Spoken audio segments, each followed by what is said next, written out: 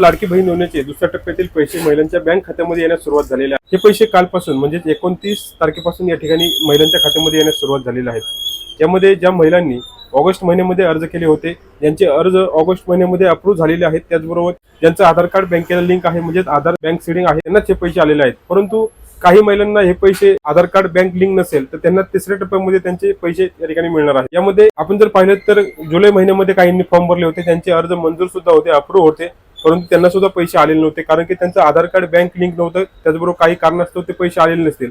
परंतु त्यांना सुद्धा आता 29 तारखेपासून कालपासून हे पैसे येण्यास सुरुवात झालेली आहे। अजूनही ज्यांचं आधार कार्ड बँक सीडिंग नसेल म्हणजे आधार कार्ड बँक एकमेकाशी लिंक नसेल तर त्यांनी लवकरात लवकर आधार बँक लिंक करून घ्यावी, जेणेकरून त्यांना तिसऱ्या टप्प्यामध्ये त्यांचे पैसे त्या ठिकाणी त्यांच्या खात्यामध्ये जमा होतील। त्याचबरोबर अजूनही कोणी महिलांनी अर्ज केले नसतील तर लवकरात लवकर अर्ज करावे। 31 तारखेपर्यंत तुम्ही अर्ज करू शकता। जर अप्रूव्ह झाले तर पुढच्या नोव्हेंबर महिन्यामध्ये 15 तारखेपर्यंत तुमच्या बँक खात्यामध्ये हे पैसे जमा होतील। व्हिडिओ जास्तीत जास्त